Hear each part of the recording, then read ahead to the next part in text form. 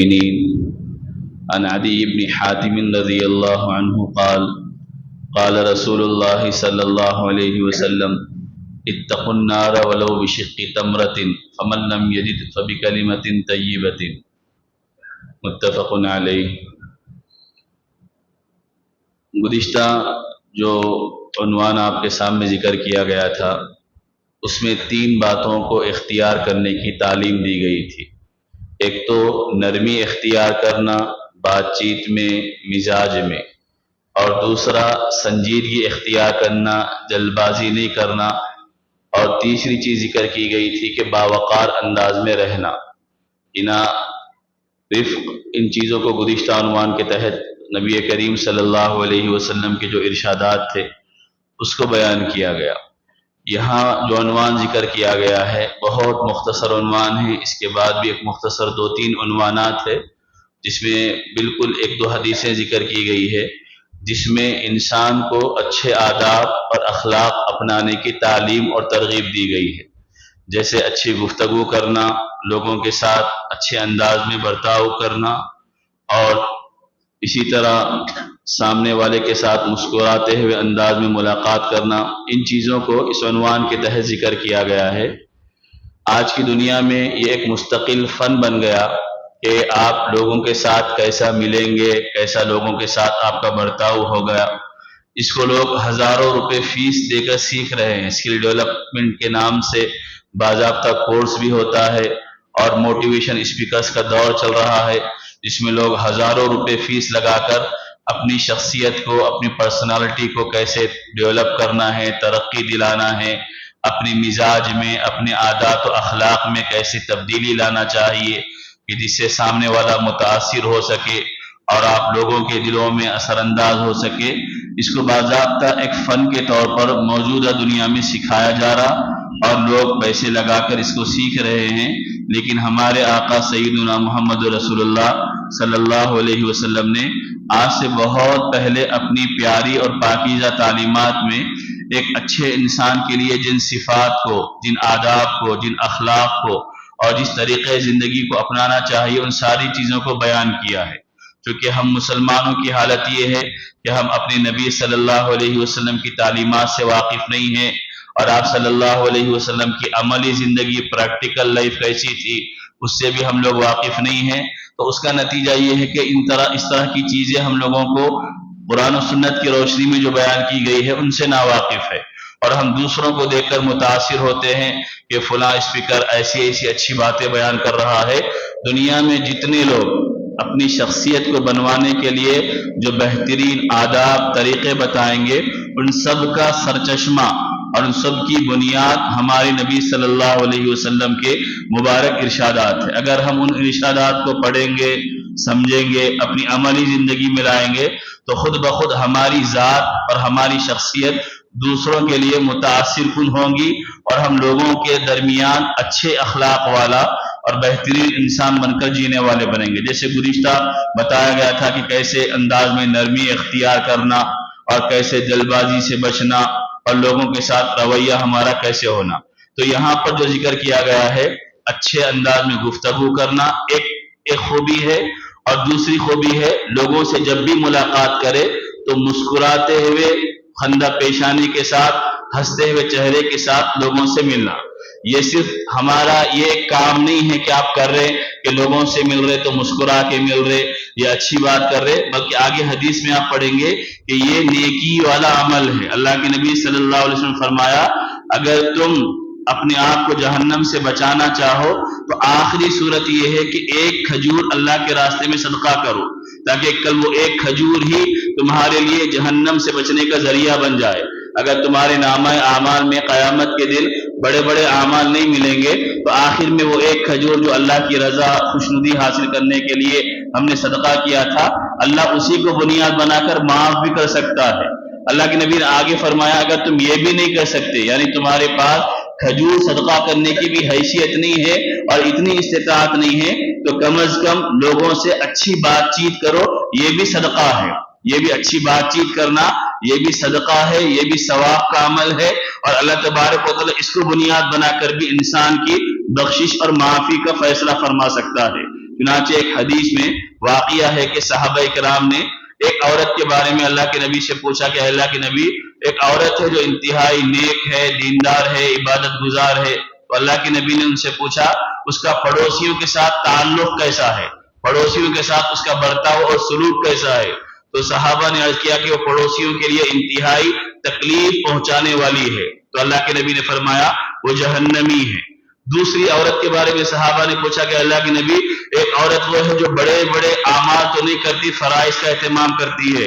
لیکن وہ پڑوسیوں کے ساتھ اچھا سلوک اور اچھا برتاؤ کرتی ہے، تو اللہ کے نبی صلی اللہ علیہ وسلم فرمایا کہ وہ جنتی ہے۔ کیونکہ لوگوں کے ساتھ جو ہمارا سلوک ہوگا وہ حقوق العباد کے خانے میں جائیں گا، اور عبادات والا جو معاملہ ہے وہ حقوق اللہ ہے۔ اللہ کے حق میں کمی ہوگی تو اللہ اپنی رحمت سے معاف کر سکتا ہے، لیکن بندوں کے حق میں کمی کوتاہی ہوگی اور بندوں کے ساتھ زیادتی، ناانصافی، بدسلوکی ہوگی، تو جب تک بندہ صاحب معاملہ کو معاف نہیں کرے گا اس وقت تک اس کا معاملہ اٹکا ہوا رہے گا اور رکا ہوا رہے گا۔ ہم کسی کو ستائے، کسی کو پریشان کرے، ہماری ذات سے، ہمارے کاموں سے، ہماری نقل و حرکت سے لوگوں کو اذیت اور تکلیف پہنچتی ہے، تو ہم جس کو تکلیف پہنچا رہے جب تک ہم کو معاف نہیں کرے گا اس وقت تک ہماری معافی موقوف رہے گی، رکی ہوئی رہے گی۔ تو یہ وہ چیزیں ہیں کہ جو اگر انسان مسلمان خاص طور پر اپنائے، اختیار کرے تو اس کا فائدہ ہوگا۔ آپ جانتے ہیں کہ بڑے بڑے اسٹورز میں، بڑے بڑے مال میں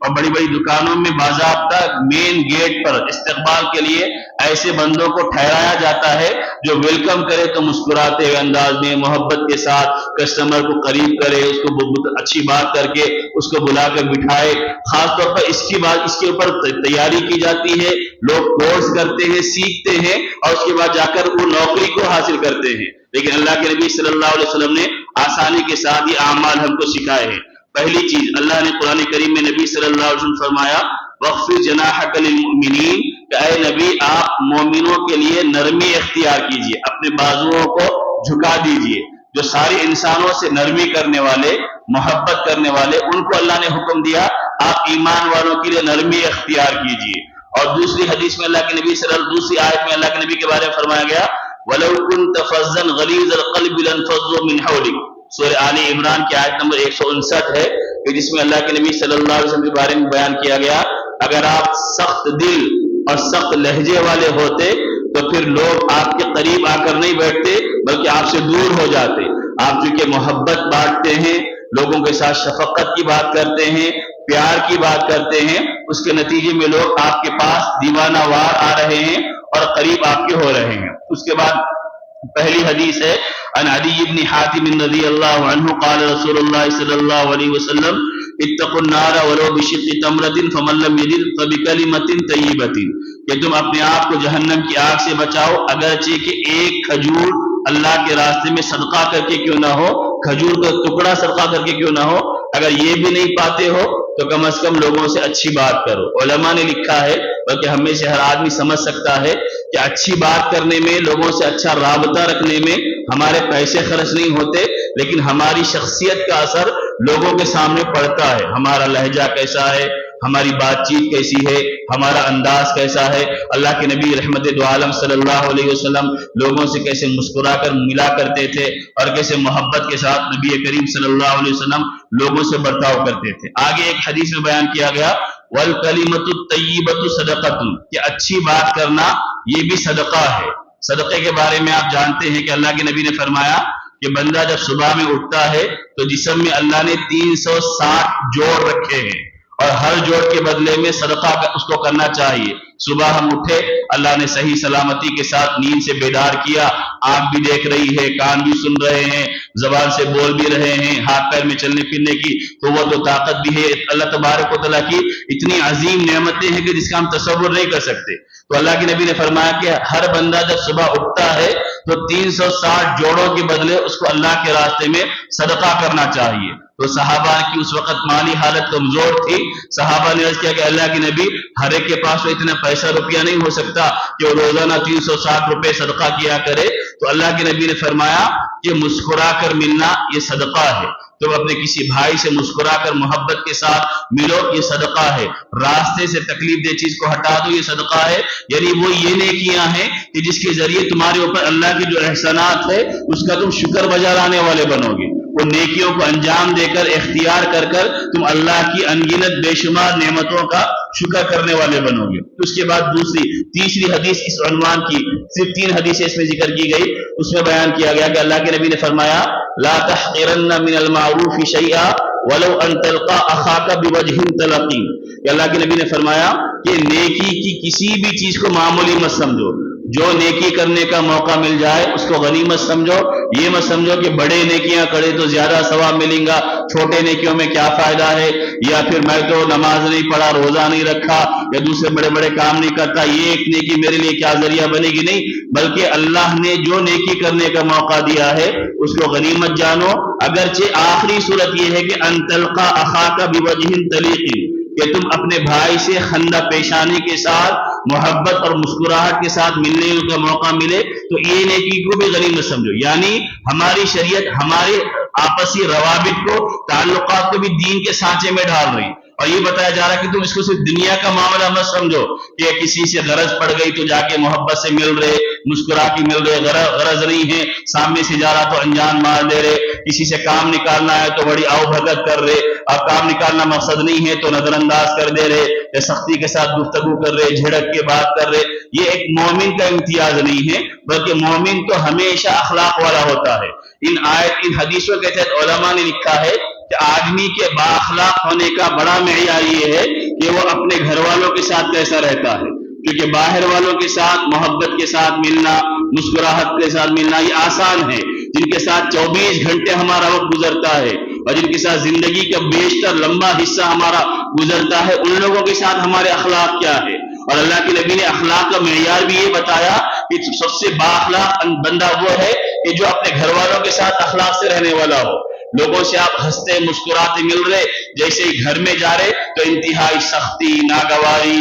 لہجے میں سختی آ گئی، چہرے میں سختی آ گئی، بات چیت میں سختی آ گئی، یہ بااخلاق مومن نہیں ہے، یہ دکھاوے کا مومن ہے جو لوگوں کے ساتھ اچھا برتاؤ کرا۔ اور سوچئے کہ ہم جن سے ہمارا وقتی تعلق ہے ہم ان کے اوپر جان نچھاور کرنے کے لیے تیار ہے، اور جو ہماری زندگی کا حصہ ہے، ہماری قربانیاں دینے والے ہیں، ہماری اولاد ہے، ہمارے ماں باپ ہے، ہمارے بیوی بچے ہیں، ہم ان کے ساتھ رویہ ہمارا خراب کر کے رکھتے ہیں اور باہر کا سارا غصہ اپنے بچوں پہ اتار دیا یا بیوی پہ اتار دیا یا ماں باپ پہ اتار دیا، تو یہ مومن کے اخلاق نہیں ہے۔ مومن کے اخلاق اللہ کے نبی نے بتایا، اگر کوئی بد اخلاق بھی تم سے آ کر ملے تم اس کے ساتھ اخلاق سے پیش آؤ۔ ایک مرتبہ اللہ کے نبی گھر میں تھے، دروازہ کھٹکھٹایا تو اللہ کے نبی نے کون ہے پوچھا تو اس نے اپنا نام بتایا اندر باہر سے، تو اللہ کے نبی نے گھر میں فرمایا کہ یہ اپنی قوم کا انتہائی برا آدمی ہے۔ اللہ کے نبی یہ کہے، اس کے بعد دروازہ کھولا، اس کا استقبال کیا، اچھے انداز میں اس سے بات چیت کی، اس کے بعد وہ رخصت ہو گیا۔ تو گھر میں پوچھا اللہ کے نبی سے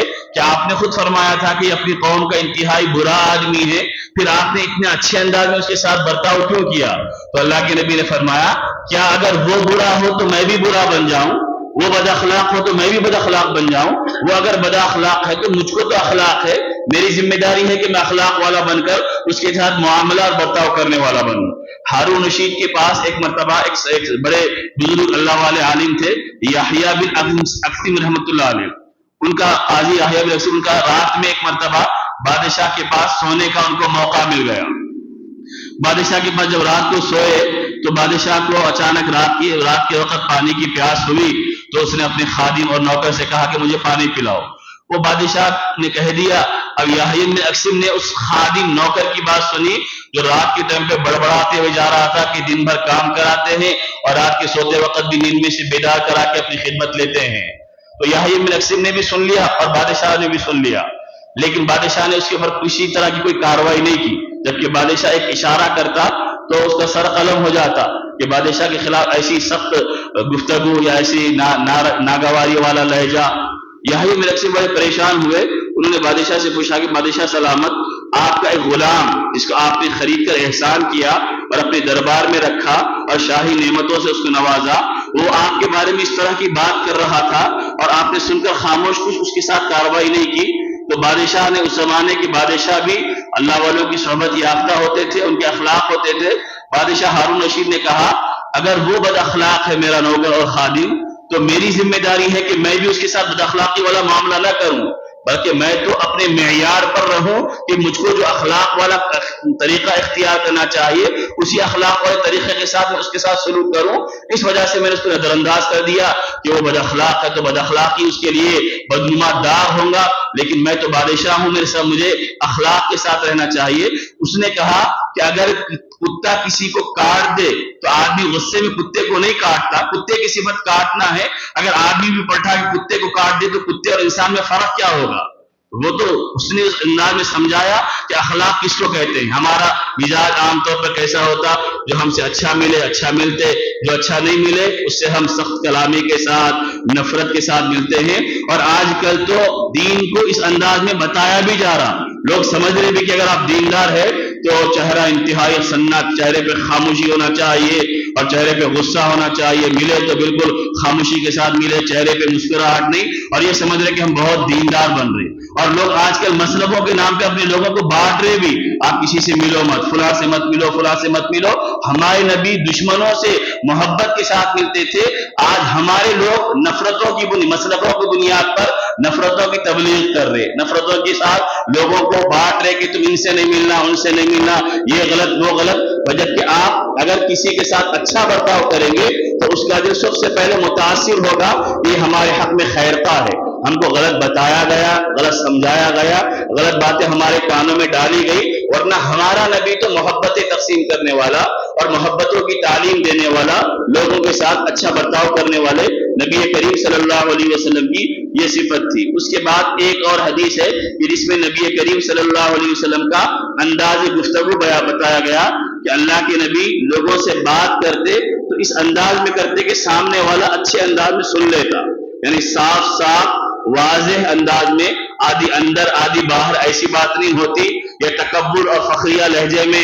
ایسے انداز میں کہ سامنے والے کو یہ محسوس ہو کہ یہ مجھ کو حقیر اور کمتر سمجھ کر بات کر رہے. اللہ کے نبی کا معمول یہ نہیں تھا، بلکہ بعض اوقات اللہ کے نبی کا مزاج یہ تھا کہ ایک بات کو 3 مرتبہ دہراتے تھے تاکہ ہر سمجھنے والا سننے والا اس کی سطح الگ الگ ہوتی ہے، وہ ہر سطح کا آدمی سن لے. بعض اوقات سلام کرتے تو 3 مرتبہ سلام کرتے کہ کہیں کسی کو سلام سنائی تو نہیں دیا ہو. یہ اللہ کے نبی صلی اللہ علیہ وسلم کا عمل تھا. اور ایک آخری حدیث اللہ کے نبی صلی اللہ علیہ وسلم کا یہ بھی